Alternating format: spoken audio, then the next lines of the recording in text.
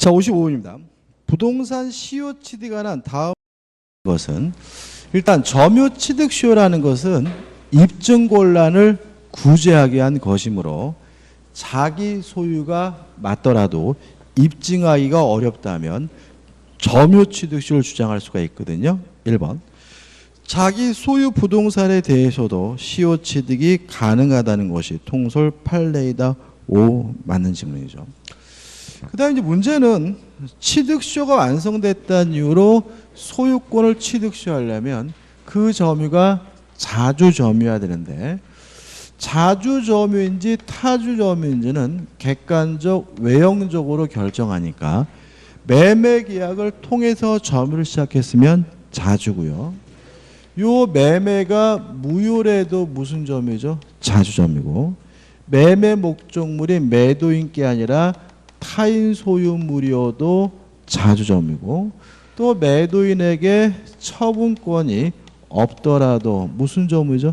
자주점유죠. 근데 문제는 이러한 사실을 알면서 악의로 무단으로 점유됐다면 더 이상 자주점유가 아니라는 것이 우리 판례 입장이거든요. 이것도 뭐 국어 문제처럼 되는데 2번 판례는 매수인이 매매계약에 무효 사유가 있음을 안 경우 그러면 무효래도 무슨 점이죠? 자주인데 무효임을 알았으면 더 이상 자주점유가 아니라 뭐죠? 타주니까 안 경우와 같은 특별한 사정이 있을 경우에는 자주점유가 될 수 없다고 한다. 5 맞는 질문이죠. 4번 시효취득을 주장하는 자는 원칙적으로 시효의 기산점, 시효의 시작점은 임의로 선택할 수 없다는 것이 판례의 입장이고요. 답은 뭐죠? 4번이죠. 자, 왜냐하면 취득시효가 완성됐다는 이유로 소유권을 취득하는 것이 아니라 등기 청구권을 취득하는 거고 이 등기는 누구한테만 청구할 수 있는 거죠? 완성될 당시에 소유자에게만 청구할 수 있는 거죠. 따라서 취득시효가 완성되고 나서 소유권을 취득한 사람에게는 취득시효가 완성됐음을 주장할 수가 없는 거니까 4번. 점유에 의한 시효취득자는 시효기간이 완성된 후에 등기 명의를 취득한 자에 대하여도 시효취득을 주장할 수 있다는 것이 판례이다. X입니다. 다시 말하면 누구한테만 취득시효를 주장할 수 있죠? 완성될 당시의 소유자에게. 답은 뭐죠? 4번이죠. 5번 판례는 토지 일부에 대한 시효취득도 인정하고 있다. 맞는 질문이죠. 56번입니다. 공유에 관한 설명 중 가장 잘못된 것은 1번 공유자는 공유물의 분할을 청구할 수 있다. 맞는 질문이죠. 또 이 공유물의 분할 청구권은 형성권입니다. 왜냐하면 다른 공유자가 뭐 할 수 없어요? 거부할 수는 없죠. 따라서 분할하자 그러면 반드시 분할해야 되는데 어떻게 분할할지 그 분할 방법에 대해서는 협의를 해야 되고요. 협의하기 위해서는 전원이 참여해야 되겠죠. 2번 공유물 분할은 공유자 중 일부의 자에 의해서는 할 수 없고 공유자 전원이 분할 절차에 참여해서 하유한다. 맞는 질문이죠. 3번 공유 지분의 탄력성이죠. 공유자 중 일부가 사망했는데 상속인이 없거나 또는 공유 지분을 포기하게 되면 다른 공유자에게 지분이 흡수가 되거든요. 3번 공유자가 상속인 없이 사망한 때 그 지분은 다른 공유자의 그들의 지분의 비율로 귀속된다. 맞는 질문이죠. 4번 공유 지분은 목적물에 대해서는 전부에 대한 권리입니다. 따라서 어디를 사용 수익하는 거죠? 전부를. 따라서 4번 각 공유자는 공유물 전부를 지분의 비율로 사용 수익할 수 있다. 맞는 질문이 되겠죠. 답은 뭐죠? 5번입니다. 공유 지분은 자유롭게 처분할 수 있고요. 공유 지분을 처분하고자 할 때 다른 공유자로부터 동의나 승낙을 받을 필요가 없기 때문에 5번 다른 공유자의 동의 없이 공유 지분을 임의로 처분하지 못한다.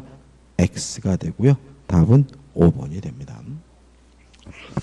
자, 57번인데 갑이 그가 소유하는 X 토지에 대해 을과 지상권 설정 계약을 체결한 경우가 난 다음 설명 중 옳은 거죠. 요 1번이 잡인데 구분지상권이죠. 일단 구분지상권이라는 것은 땅 속의 특정층, 공중의 특정층에다 설정하는 토지 사용권을 우리가 구분지상권이라고 하고요. 구분지상권에 대해서는 두 가지를 주의하시면 돼요. 첫째, 수목은 제외된다. 다시 말하면 건물, 기타 공작물의 소유를 목적으로 한 구분지상권 설정은 가능하지만 수목의 소유를 목적으로 한 구분지상권 설정할 수는 없다. 그 다음에 두 번째는 토지 소유자 이외의 권리가 존재한다면 이 권리자, 그 권리자 전원의 동의가 필요하다. 다시 말하면 토지 소유자 이외의 권리가 존재한다면 그 권리자의 동의가 있어야 뭘 청구할 수 있냐면 구분지상권을 설정할 수가 있거든요. 그럼 문제에서 지금 보시면 이 토지가 갑의 소유고요. 이 토지에 대해서 을이 뭐가 있는 거죠? 지상권이 있거든요.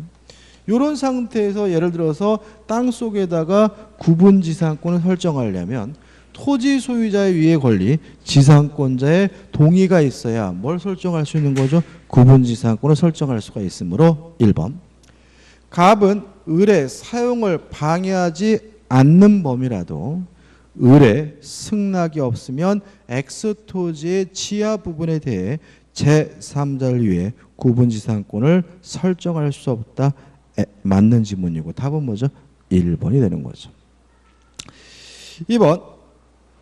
지상권의 존속기간이 만료한 때 을은 X토지에 설치한 공작물을 수거할 수 있는 권리가 있죠. 따라서 건물이 있으면 때려 부시는데 지상권 설정자는 매수를 청구할 수 있고요. 이러한 매수 청구에 대해서 지상권자는 정당한 이유가 없는 한 거절하지 못하거든요. 역으로 말하면 정당한 이유가 있다면 거절하는 것이 가능하기 때문에 갑이 을에게 시가로 매수의 의사표시를 하였더라도 을은 어떤 경우에나 이를 거절할 수 있다. X가 되는 거죠. 원칙적으로 뭐 하지 못합니까? 거절하지 못하는 거죠.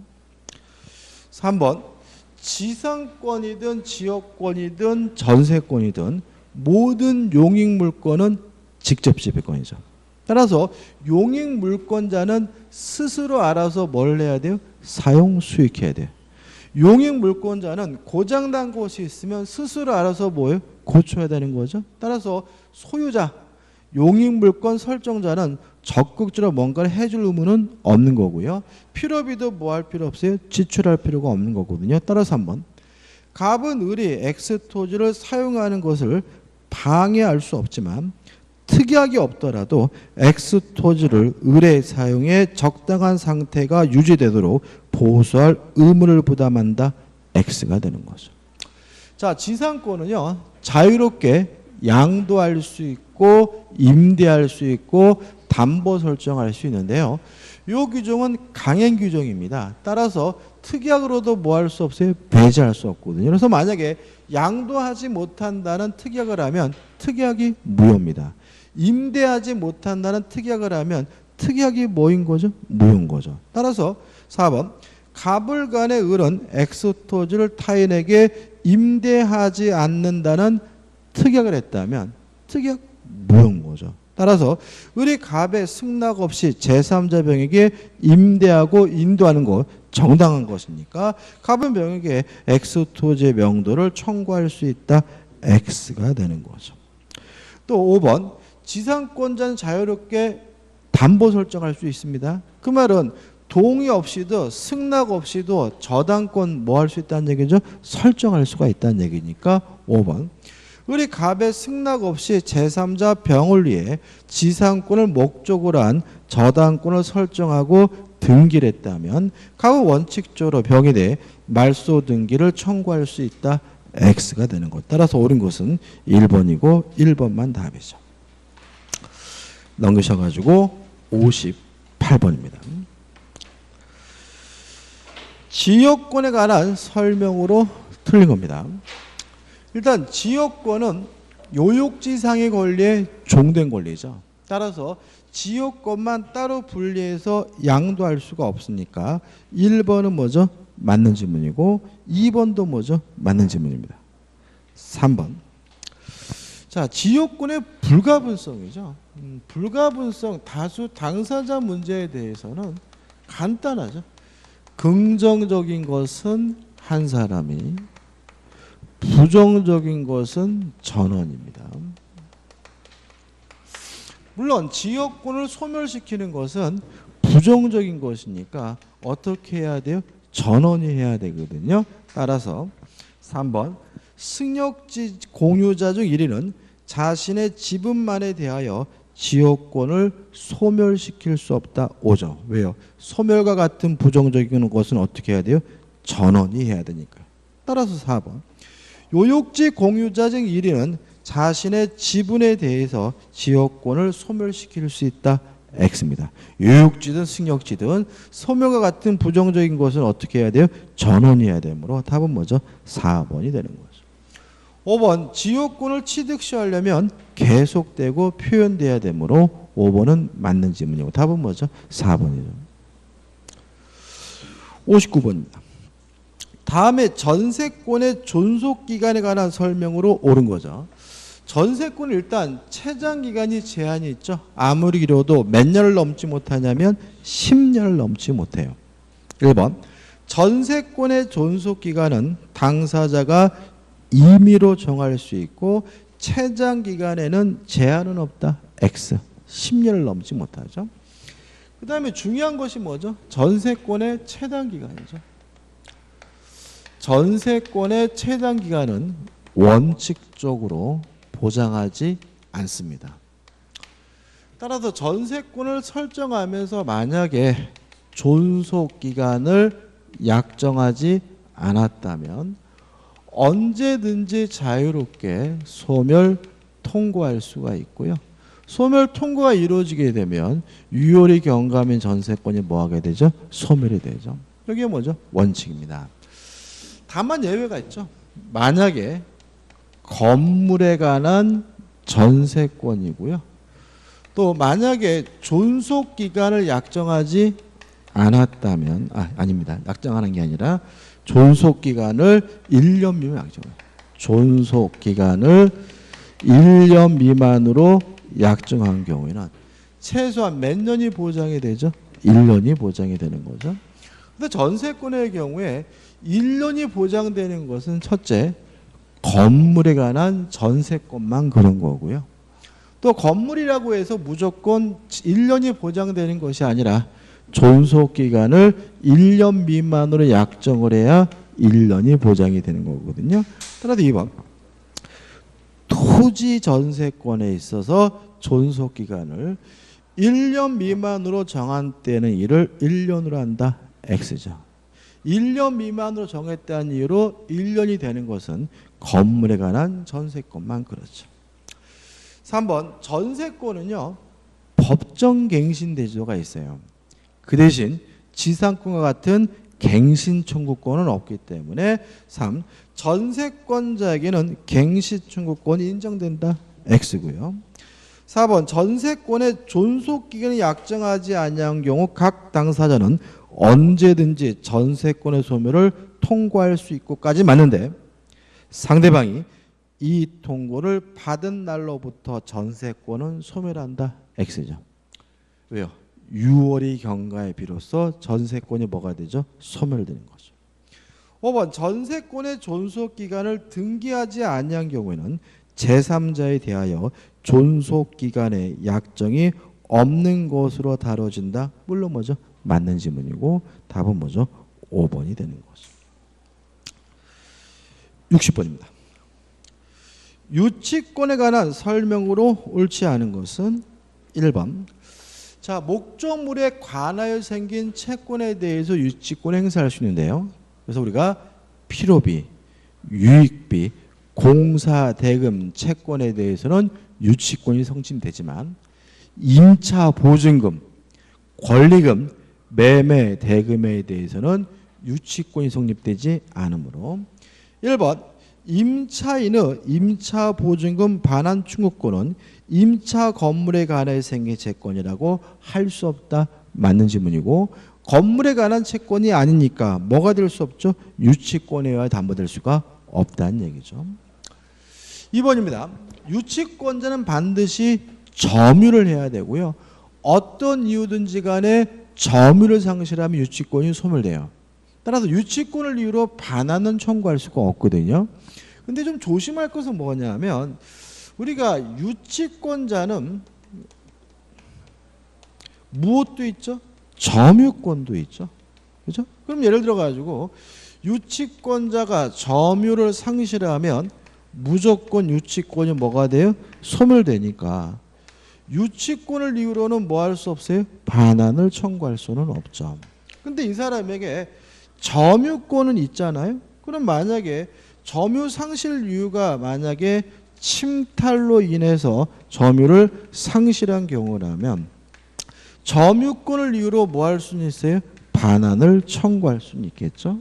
그럼 어떻게 되냐면 이 시점에서 점유를 상실하는 순간 유치권은 뭐가 돼요? 소멸이 되고 침탈됐다는 이유로 점유권을 이유로 반환 청구해서 점유를 회복하게 되면 이때부터 다시 유치권이 뭐하게 돼요? 부활이 되는 거거든요.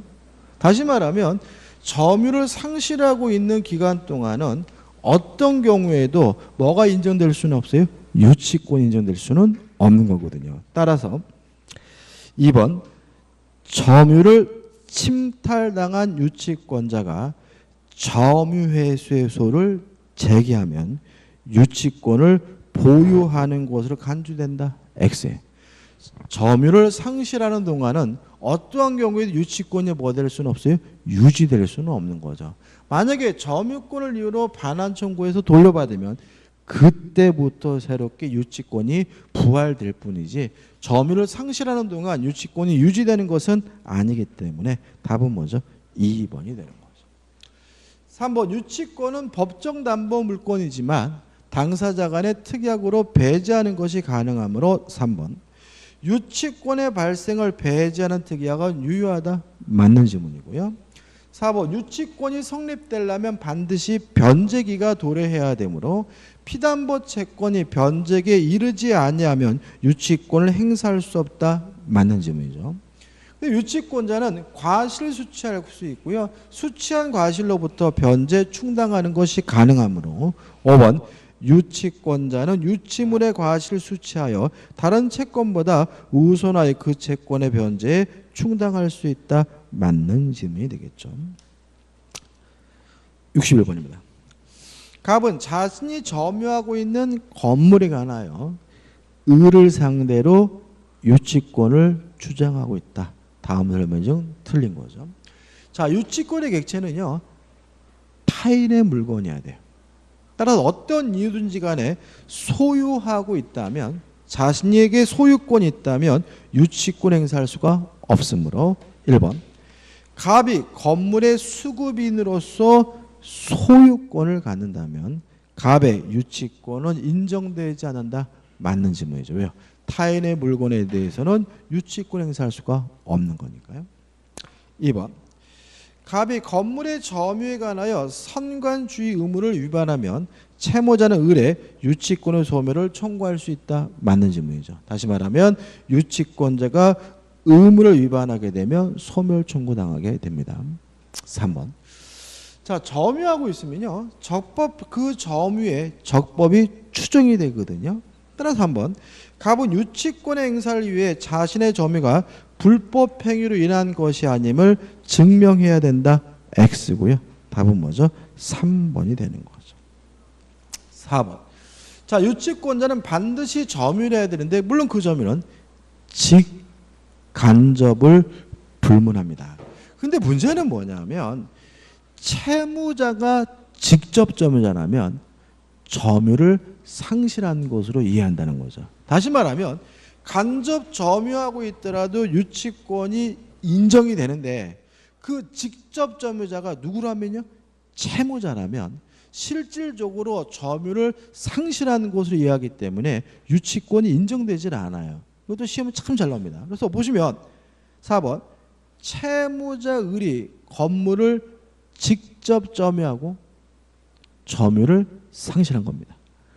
이를 매개로 하여 갑이 간접 점유하고 있는 경우 갑의 유치권이 인정되지 않는다. 맞는 질문이 되는 거죠. 5번 병이 건물의 점유를 침탈당하였어요. 그러면 유치권을 이유로 뭐 할 수는 없어요? 반환을 청구할 수는 없고 점유권을 이유로 반환 청구하면 회복하게 되면 그때부터 유치권이 뭐죠? 부활하게 되는 거잖아요. 따라서 갑이 점유를 반환 청구권 행사하여 점유를 회복하면 갑의 유치권은 되살아난다. 맞는 지문이고 조심할 것은 점유를 상실하고 있는 기간 동안은 뭐는 인정되지 않습니까? 유치권은 인정되지 않는다는 거 항상 조심하셔야 됩니다. 62번입니다.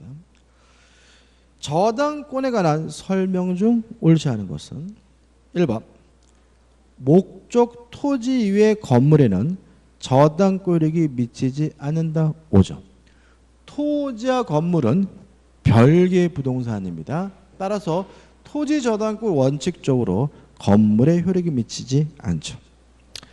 2번 지연 이자에 대하여는 원본의 이행기 도과 후 1년분에 한하여 저당권력이 미친다. 맞는 질문이고 꼭 기억해 두셔야죠. 다시 말하면 지연 이자가 몇 년분이죠? 1년분이죠. 이자가 1년분이 아니면 항상 조심하셔야 됩니다. 3번 저당권의 효력은요. 부합물에도 미치고 종물에도 미쳐요. 등기했든 안 했든 저당권 설정 전이든 후든 따지지 않거든요. 따라서 3번 저당권은 저당권의 목적으로 등기된 종물에만 미친다. X가 되고요. 답은 3번이 됩니다. 등기가 되든 안 되든 불법이든 적법이든 저당권 설정 전이든 후든 저당권의 효력은 부합물에도 미치고 종물에도 미칩니다. 4번 저당권은 종된 권리고 채권이 주된 권리죠. 따라서 부종성 수반성이 인정되므로 4번 저당권을 피담보 채권과 분리하여 양도할 수 없다. 맞는 질문이고요. 또 저당권의 객체는 부동산과 지상권, 전세권입니다. 5번 전세권도 저당권의 목적이 될 수 있다. 5 맞는 질문이 되겠죠. 그 다음에 이제 63번이죠. 일단 1번 저당권이 설정된 후에 용의권을 취득한 제3자. 이 사람 우리가 뭐라 그러죠?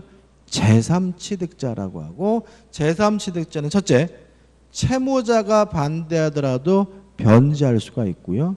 두 번째 스스로가 경락을 받는 것이 가능하고요. 세 번째 필요비 유익비에 대해서 우선 상환받을 수가 있거든요. 따라서 경락인에게 권리를 주장 이거 그 얘기가 아니구나. 그것도 기억해 두시고 다시 한번요. 자, 용의권이 소멸 여부는 누구하고 비교합니까? 최우선순위 저당권과 비교한다. 따라서 최우선순위 저당권보다 늦다면 경락인에게 뭐 할 수 없어요? 주장할 수가 없죠. 왜요? 최우선순위 저당권보다 늦다면 경매가 이루어지면 무조건 뭐가 돼요? 소멸되거든요. 따라서 1번 저당권이 설정된 후 용의권을 취득했다는 말은 용의권이 저당권보다 늦죠. 경매가 이루어지면 용의권은 무조건 뭐가 돼야 돼요? 소멸돼야 되므로 경락인에게 권리를 주장할 수 없다. 맞는 질문이죠. 2번 법정 지상권이 발생하려면 건물이 있어야 돼요. 언제? 저당권 설정 당시. 또 건물과 토지 소유자가 같았어야 돼요. 언제요? 저당권 설정 당시죠. 그래서 2번 저당권 설정 당시에 건물이 없었던 경우에는 나중에 건물이 축조되더라도 법정지상권은 인정되지 않는다. 맞는 질문이죠. 2번, 3번 저당권 설정 당시에 대항력 있는 임차권이죠. 그러면 임차권이 빠르다는 얘기예요? 저당권이 빠르다는 얘기예요? 임차권이 빠르다는 얘기잖아요. 그죠? 그러면 경매가 되더라도 요 임차권은 뭐 되지 않아요? 소멸되지 않으므로 경락인에 대하여 임차권을 주장할 수 있다. 오, 맞는 질문이 되는 거죠. 4번. 자, 법정 지상권이 성립하려면요. 저당권 설정 당시 건물이 있어야 돼요. 건물이 있다면 무효가든 미등기든 뭐 하잖아요? 따지지는 않습니다. 따라서 4번 법정지상권이 성립하기 위해서는 저당권 설정 시 반드시 건물에 보존 등기가 되어 있을 것이 필요하다. X가 되는 거죠. 5번입니다. 이거 한번 정리해 볼까요? 자, 땅이 갑의 것이고 건물이 을의 것이고 요건을 갖춰서 을이 갑의 토지에 대해서 법정지상권을 취득하고자 할 때는 뭐 할 필요 없죠? 등기할 필요가 없죠. 왜냐하면 법률 규정에 의한 지상권이니까요. 근데 만약에 을이 이 건물을 병에게 양도를 했어요. 이랬을 때 건물의 양수인은 첫째, 법정지상권을 뭐 하지 못하냐면 취득하지 못하죠. 다시 말하면 을 자신이 취득할 때는 등기할 필요가 없지만 등기 없이 취득한 이 법정지상권을 병에게 넘겨주려면 뭘 해야 되죠? 등기를 해야 되니까요. 다만 유의하실 것은 그래도 병은 건물을 철거당하지는 않는다. 왜냐하면 병이 지상권을 취득하지 못했다는 얘기지 을은 아직도 법정지상권을 계속 뭐하고 있어요? 보유하고 있는 상태니까요. 또 을은 병은 또 을을 대의해서 병에게 지상권 설정을 청구하는 것이 가능한 상태니까 건물을 뭐 해줄 필요는 없죠? 철거해 줄 필요는 없죠. 다만 지상권 없이 사용했으니까 그 토지 사용이익은 부당이득으로서 뭘 해줘야 됩니까? 반환을 해줘야 된다는 거 꼭 정리하시고 기억해 두셔야 되고요. 따라서 5번 보시면 판례는 법정지상권이 있는 건물의 양수인은 누구죠? 병이죠. 양도인의 대지 소유자에 대한 지상권 설정 등기 청구권을 대위 행사할 수 있다고 한다. 5점. 다시 말하면 병은 양도인인 을을 대의해서 갑에게 이전 등기, 지상권 설정을 뭐 할 수 있습니까? 청구할 수가 있으니까 5번은 맞는 질문이죠. 64번입니다. 근저당에 관한 설명 중 틀린 것은 1번 개념이죠. 이거냐? 근저당이 뭐냐? 계속적 거래관계에서 생기는 여러 가지 채권을 장래의 결산기에서 한도에까지 채권 최고에까지 담보하는 것이 뭐죠? 근저당이다. 2번 근저당이 성립되려면 반드시 두 가지는 결정되고 등기가 돼야 돼요. 근저당의 취지와 그 다음에 채권 최고액이죠. 다시 말하면 근저당이라는 점과 채권 최고액은 반드시 정해지고 반드시 등기를 해야 되므로 2번 근저당 설정에 있어서 담보할 채권의 최고액을 정할 수도 있고 정하지 않을 수 있다. X가 되고요. 답은 뭐죠? 2번이 되는 거죠. 3번 근저당의 기간을 등기하면 그 기간 만료시가 결산기가 될 것이고요. 4번 근저당권이라는 것은 채권 최고액까지만 우선 변제받을 수 있는 권리이므로 4번 최고액을 초과 부분은 담보되지 아니한다. 맞는 질문이고요. 5번 근저당이 실행되려면 채권액이 확정돼야 되므로 5번 채권이 확정되지 않으면 저당권을 실행할 수 없다는 질문도 뭐가 되죠? 맞는 질문이 되는 거죠. 자, 넘기셔도 이제 65번입니다. 갑은 그 소유 나대지에 을의 저당권을 설정한 뒤 건물을 신축하였다. 다음 중 옳은 것을 모두 고르죠. 자, 일단 을은 지금 토지에 대해서 저당권이 있거든요. 근데 여기서 좀 생각해 볼 것은 저당권 설정 당시 건물이 없었기 때문에 뭐가 발생하진 않죠? 법정 지상권이 발생할 수는 없습니다. 왜냐하면 법정 지상권이 발생하려면 저당권 설정 당시 뭐가 있어야 됩니까? 건물이 있어야 되니까요. 다만 이 경우에 토지 저당권자의 을은 건물과 토지를 한꺼번에 경매에 넣을 수가 있는데 이걸 우리가 뭐라 그러냐면 일괄경매 청구권 또는 일괄경매권이라고 하고요. 조심할 것은 토지 저당권이니까 토지 대금에서만 우선 변제 받을 수가 있고요. 건물 대금에서는 우선 변제 받을 수가 없다는 거 주의하셔야 되고요. 또 하나 주의하실 것은 이러한 일괄 경매가 인정이 되려면 반드시 건물의 소유자는 저당권 설정자여야 한다는 거죠. 다시 말하면 저당권 설정자가 건물의 소유자가 아니라면 뭐 할 수 없습니까? 일괄 경매할 수 없다는 거 꼭 기억해 두시고, 그다음 마지막으로 이 토지 저당권자가 토지만 경매할지 일괄 경매할지 원칙적으로 자유롭게 선택하는 것이 가능하다는 것도 좀 기억해 두시기 바랍니다.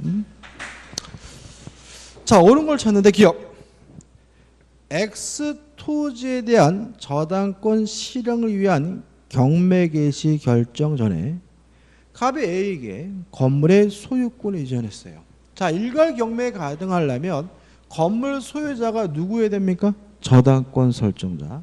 만약 A에게 건물을 팔았다면 더 이상 저당권 설정자인 갑이 건물의 소유자가 아니므로 일괄 경매할 수가 없습니다. 따라서 을은 X 토지의 건물에 대해 일괄 경매를 청구할 수 있다. X가 되는 거죠. 이번 을의 저당권이 실행돼 B가 X 토지를 매수하고 매각 대금을 다 냈어요. 그러면 토지만 경매했더라도 뭐가 발생하지 않습니까? 법정지상권이 발생하지 않아요. 왜냐하면 저당권 설정 당시 뭐가 없었어요? 건물이 없었으니까요. 갑은 법정지상권을 취득한다. X가 되는 거죠. 디귿번 저당권 설정 뒤 X 토지의 통상의 강제 경매가 실시되어 C가 그 토지를 취득했어요. 뭐 어떻든 간에 뭐는 발생할 수 없습니까? 법정지상권은 어떤 형태든 발생할 수가 없거든요. 따라서 갑은 관습상의 법정지상권을 취득하지 못한다. 이거는 맞는 지문이죠. 1번 저당권 설정 뒤 D가 X 토지를 매수 취득하여 그 토지에 필요비를 지출한 경우, 자 그러면 지금 X 토지를 매수 취득했다는 말은 저당권이 설정된 후에 소유권을 취득했다는 얘기잖아요. 이 사람 우리가 뭐죠? 제3취득자라고 하고, 제3취득자는 필요비 유익비에 대해서 뭘 받을 수 있죠? 우선 상한을 받는 것이 가능하므로 을의 저당권이 실행되면 D는 경매 대가로부터 필요비를 우선 상환받을 수 없다. X가 되는 거고요. 따라서 옳은 것은 디귿 하나이기 때문에 답은 4번이 되는 거죠. 66번입니다. 계약의 효력에 관한 내용 중 틀린 것은 착오가 뭐죠? 취소가 뭐죠? 취소는 뭐예요? 유효한 것을 소급해서 무효화시키는 거죠. 그러면 다시 말하면 취소하려면 법률행위로서 뭐는 돼야 돼요? 성립은 돼야 되는 거예요. 실처럼. 그러니까 이게 지금 어떤 지문이냐면 이런 겁니다.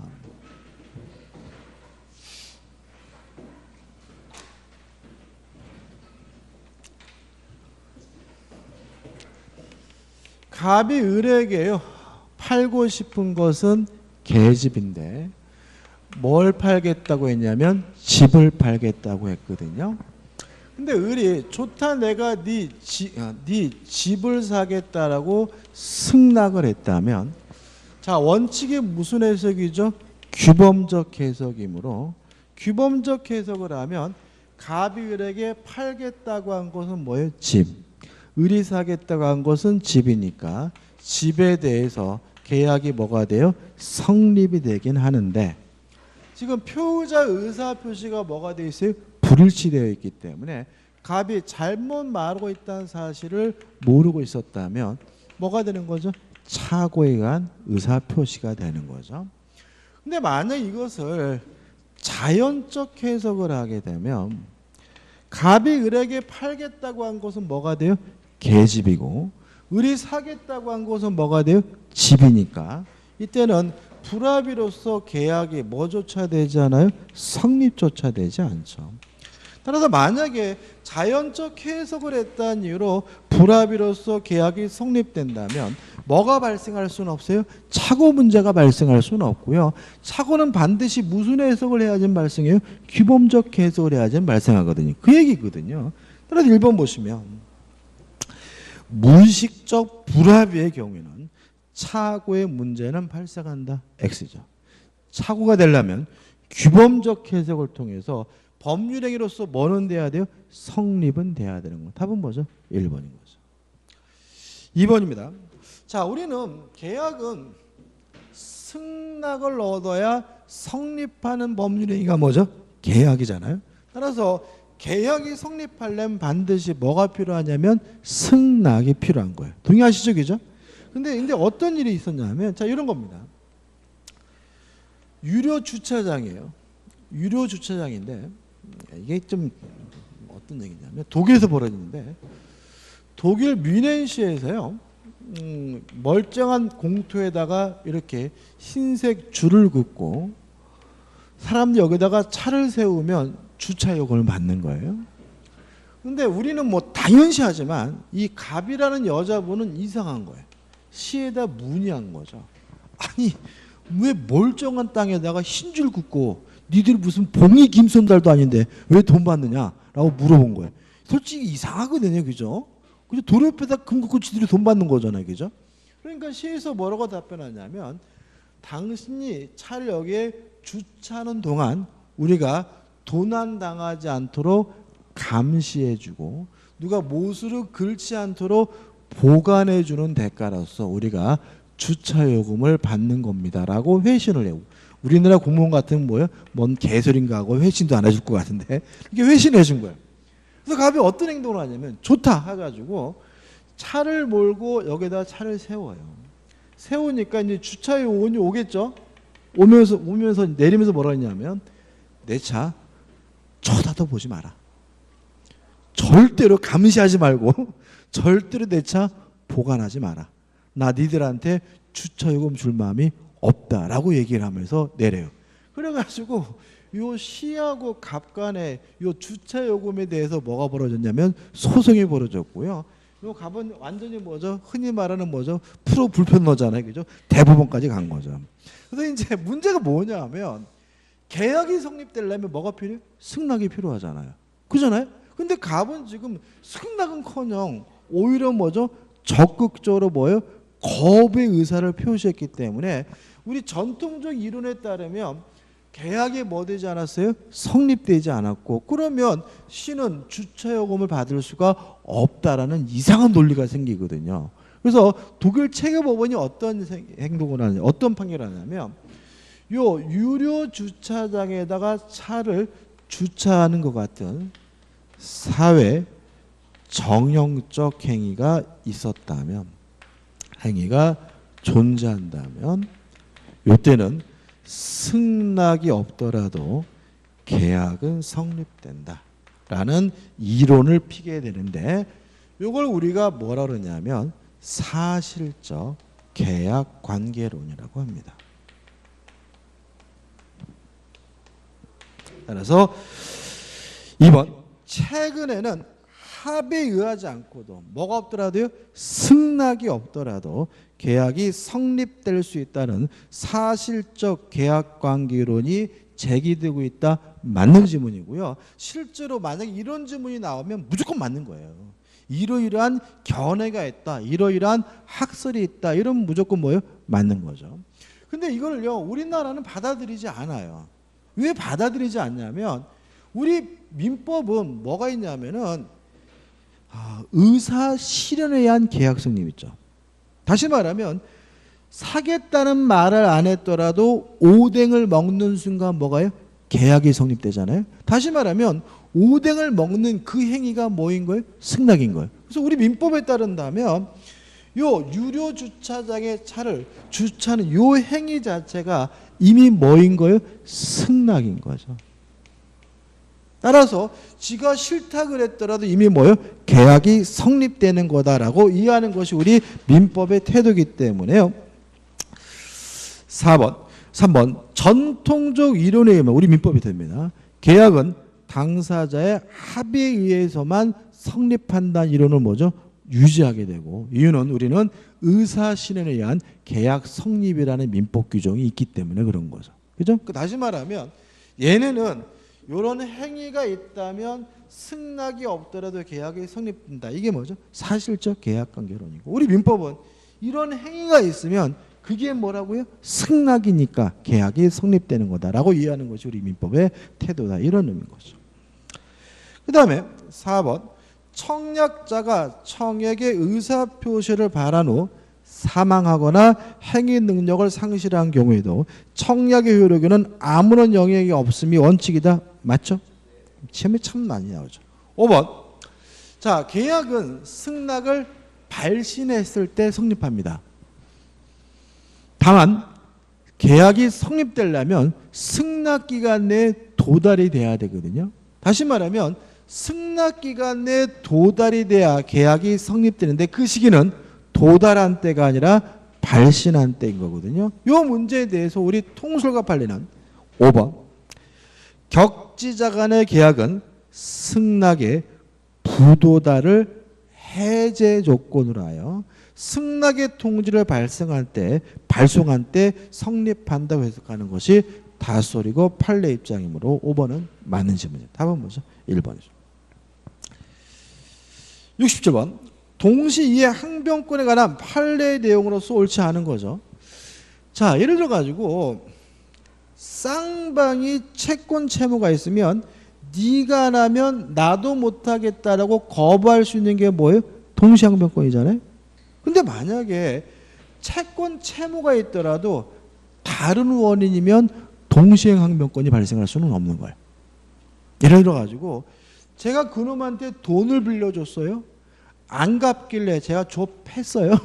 그러면 그는 제 친구는 저한테 불법행위를 원인으로 뭘 청구할 수 있는 거죠? 손해배상을 청구할 수 있는 거죠.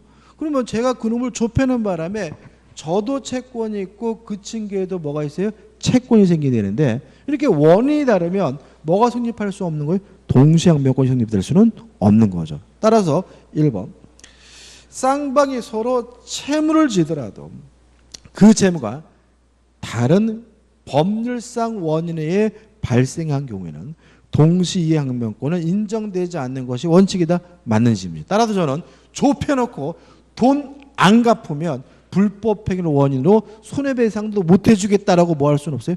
거절할 수는 없다. 이렇게 되는 거죠.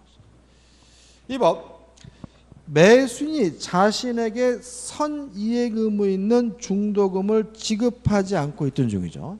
자, 이렇게 선이행 의무자는 원칙적으로 동시항변권 행사할 수가 없습니다. 다만 예우가 있는데, 첫째, 상대방에게 이행이 곤란한 현저한 사유가 있을 때.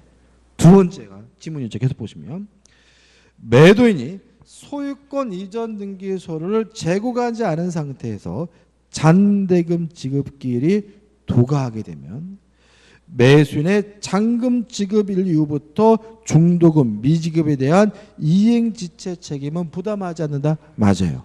왜냐하면 이제부터는 원래의 동시행관계인 잔금뿐만 아니라 선이행 의무인 중도금까지 뭐가 되기 때문에 동시이행 관계가 되기 때문이죠. 중요한 질문이죠.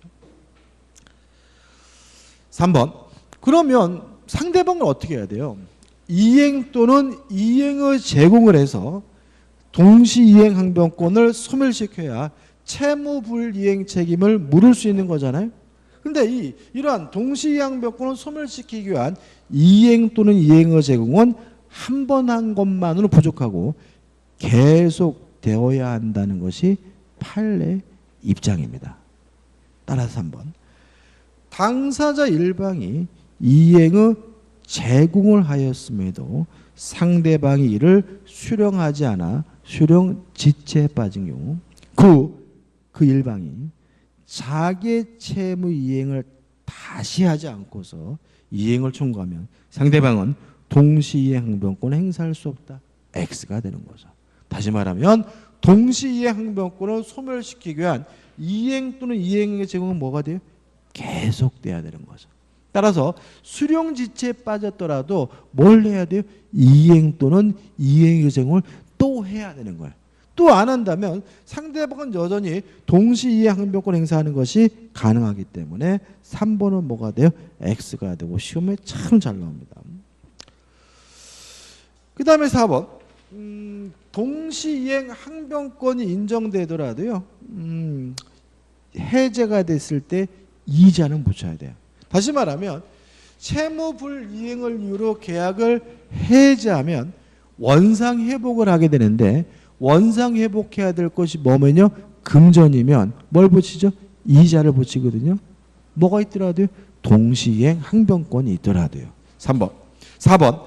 부동산 매매 계약이 해제된 경우 매도인이 매매 대금을 반환함에 있어서는 매도인 매수인의 상호 반환 의무 간의 동시이행 관계의 유무와 상관없이 매매 대금을 수령한 날로부터 계산한 법정 이자를 부과하여 지급해야 한다. 맞는 질문이죠. 5번 해제든 무효든 취소든 원상 회복해야 되는 관계는 동시이행 관계이므로 5번 계약이 무효 또는 취소된 경우에 당사자 상호 간의 반환 의무는 동시이행 관계에 있다. 맞는 질문이죠. 답은 뭐죠? 3번이죠. 여기까지 쉬었다가 이제 68번부터 보도록 하겠습니다.